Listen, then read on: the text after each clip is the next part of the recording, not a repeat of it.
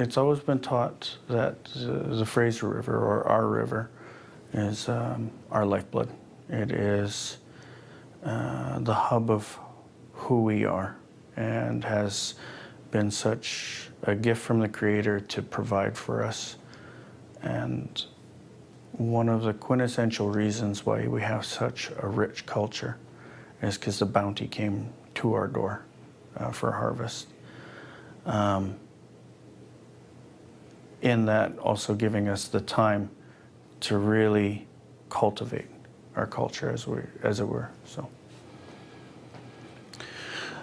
yeah. So it's pretty much the big deal. I think it's more than sustenance. I think it's more the teaching of the value of life. Because if you look at the historical documents, our chief in the 1800s talked specifically about our relationship to the water and the fish. So that's in the 1800s. It's not something new. It's not something that just came about since 1990, since the Sparrow case. It was progressively moving through our community's understanding of our relationship to that water. And without that, I believe, and if you look at the kind of movement of our people at the mouth of the river, every time there was a movement of land, we continued to move with that so that we would be connected to that water at all times. I mean, for me, the connection to the Fraser River is something that I hold near and dear to my heart, and I don't think I differ from anybody from Musqueam. We always know, and we're taught when we're very little, that is the lifeblood of the Musqueam people. There's a reason why our villages have always been along there, because that has really given us life. It's given us sustenance. It's given us an ability to have an economy that we've had for time immemorial. Well, our whole community it's really important to our community to make sure we look after the environment, because our Musqueam community has been a fishing community, and we have to make sure that we protect the resources, not just of the Fraser and the Gulf of Georgia, where the crabs, prawns, hopefully halibut will return, herring, all the resources that come out of the water. But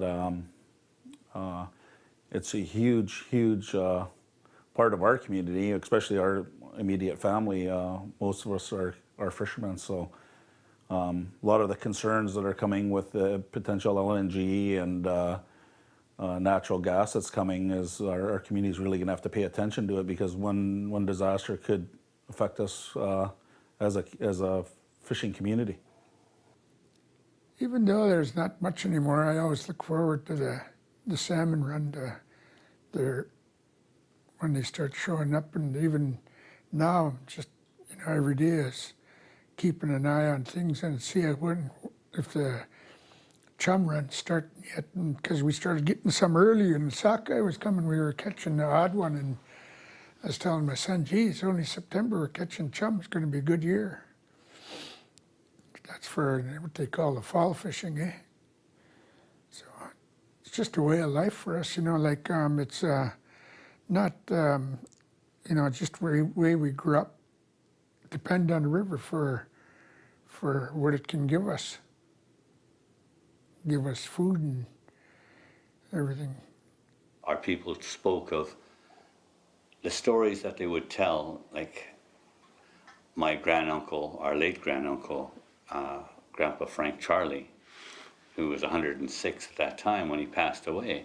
But he was telling stories that he heard firsthand from his parents and grandparents, who probably almost would have seen the first white man to come to this country. But more importantly, they spoke about the killer whale coming to the shores at the mouth of the river and schooling up the salmon, the spring salmon, and the seals, and watching them play and gather them up at the mouth by Point Grey. And then, as well, in the fall, our mothers would talk about lowering the cedar branches into the water and the herring spawning there so that they would have fresh spawn for the winter. And then the creeks were always abundantly filled with salmon coming home to spawn, that they were right here on our doorstep. The clam shells and the clam beds and whatnot and the shellfish were plentiful for our people. So we were nomadic. When the tide went out, our table was set, and we were one of the few nations of the world that didn't have to rely on farming of any kind because the natural vegetation was there for our medicines and for our feeding our families. So when you talk about what is the territory of our land, that's what our people spoke about. They spoke about the wealth. They spoke about the harmony with the environment.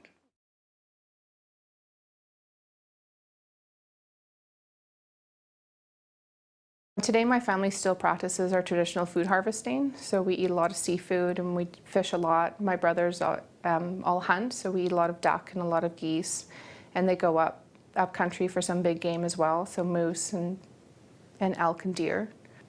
When I'm out duck hunting on the boat or fishing, I picture the way the land used to look like before the white settlers came in, and what the landscape looked like before the jetties were in, and what where the communities lived before they start parceling out land. Oh, you have to live here now or there. But Musqueam is, I think, is very lucky to be living on the land that they have lived on for 4,000 years in this area, if not longer. It's changed, really changed bad. Mostly the runs are way smaller now, and the runs are smaller, and it's its main cause is overfishing, but industry too, like there's pollution and everything like that. A lot of the fish, don't survive because their streams are wiped out, and where they used to go spawn and everything. When you kill a stream, you kill a salmon run, eh? And then my grandfather used to tell me about how the stream up here where the golf course is now, Musqueam Golf Course, there was a creek run alongside. There was fish was so thick there. He says you couldn't believe it. He says you could hear them all night. They'd keep you awake. You could hear them splashing. And then I said, how come there's more there? And he said, well, you look at it. They built a farm there, killed the creek. Same all the way up there, up the river there. You can go as far as you can. You see wherever you run into a town, there's streams been wiped out where salmon used to go. And then a lot of the pollution has a lot to do with it too, and what they call progress. But that's changed drastically now. A lot of the people that fish now, they fish with sounders and everything, and if there's no fish there, they move. They go watch their screen till they see fish, then they'll set. Everything's so scientific now.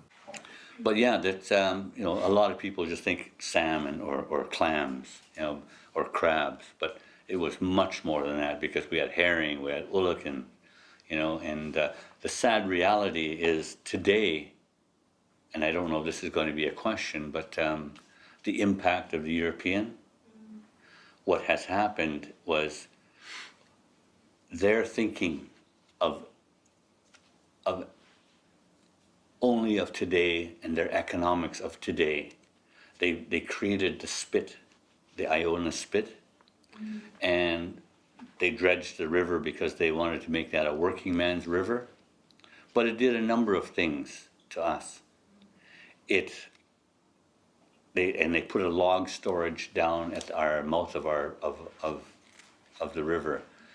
The log storage killed the bark of the logs floated to the bottom and killed all of the Musqueam grass and all of the feed and whatever else. It became a dead area. So all of the shellfish and whatnot became non-existent. And by putting the Iona spit, it denied the ulukin run from coming upriver, and they blocked off McDonald's Slough. That used to be going right through.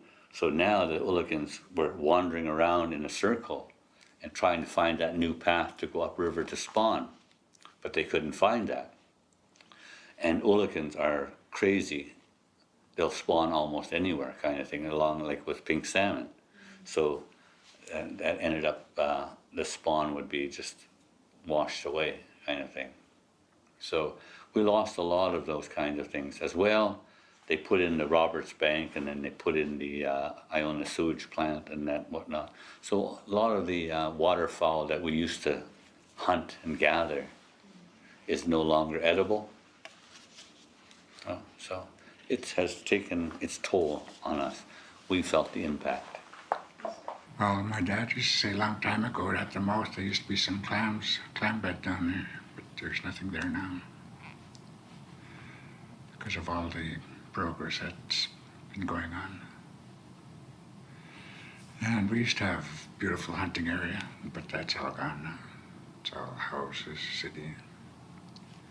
So we live in the outskirts of Vancouver now.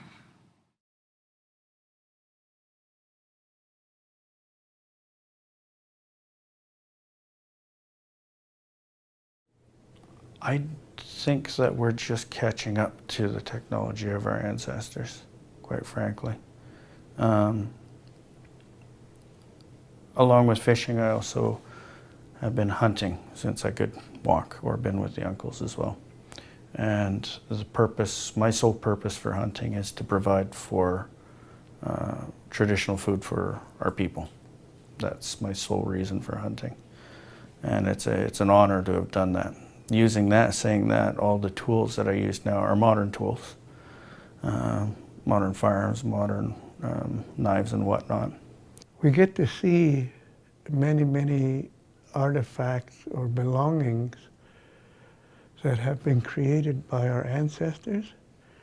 And to me, it's amazing that they can work with the bone and the stone, using those stone implements or the glass, how they use obsidian and stone and bone to actually carve designs, they're miniatures. And they're almost identical from one piece to another. And there might be 100 pieces and they all have the same design on it. And they're all created by hand. And the accuracy that they recreate each piece with is amazing. It's as if it was done on a computerized machine today. So that's what I think of the Stone Age technology, and for them to be able to reproduce by hand and eye alone something that looks like it's being reproduced on a computerized machine. It's amazing. So the fishing technologies, for example, are a perfect example of how great our people were in advanced technology and fishing technology. And so the same ties are used on today's gill nets that were used 3,000 years ago. The same techniques of fishing are used today. The functions are the same. Our material types are different. We're using steel, hardened steel, and everything's. They went out to gather food. We're doing the same thing. By today's standards, we're using monofilament nets, and they're using cedar nets. So we're just reproducing the same things that they used 3,000-4,000 years ago, but it's on a modern scale. And they're using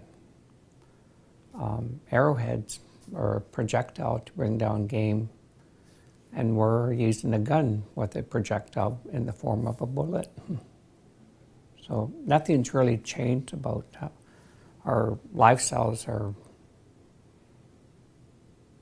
are pretty much the same as theirs, but we're just the technology is a little bit different, and we got people to make our own projectiles, and but back then they had to make their own projectiles to hunt game.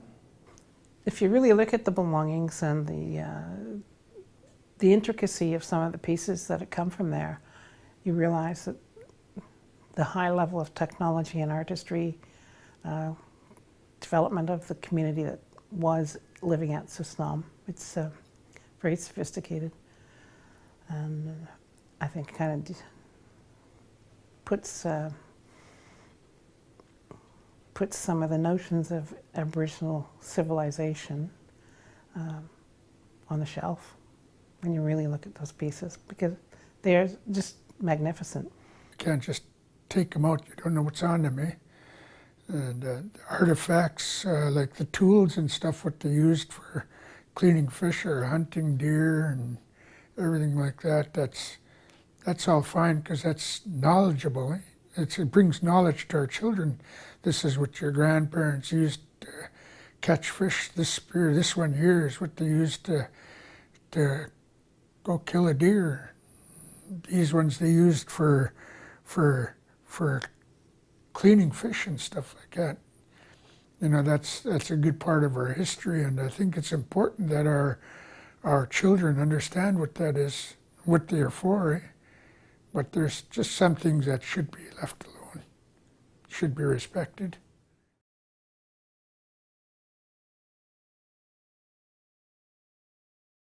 And got down, come down to Frank again, to bring up Frank Charlie again. Got himself a pole. I never said nothing then, or anything. Then he got a hook, and then he got my curiosity then. What are you going to do? And he said, an Indian going fishing. How come you got a great big hook? How come you got a great big hook? You'll see. Put it on, wrapped the rope around 2 or 3 times and tied. So, how are you going to fish with that? I looked at him. You'll see, he says.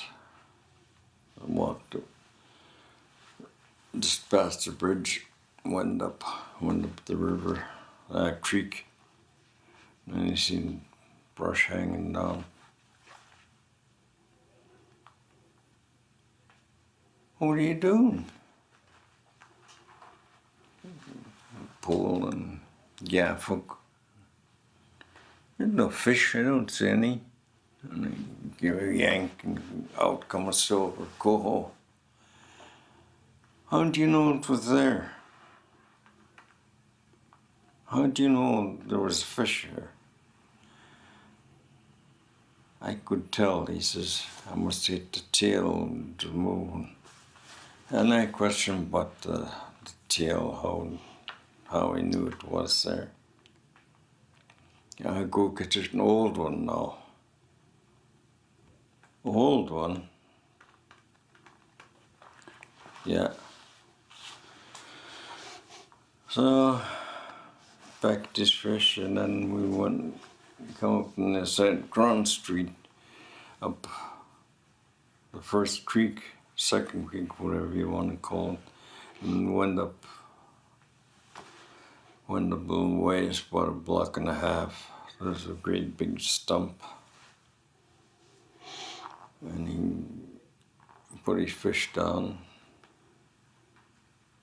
made sure gaff was on tight.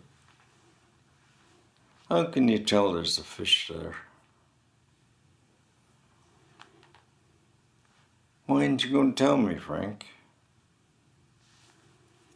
He looked at it and then, pulled it. Sure enough, there's red one come out. Now there's my old fish. Now how can you tell it's old? It's just red. Packed that home. He started to clean it, and time for me to leave.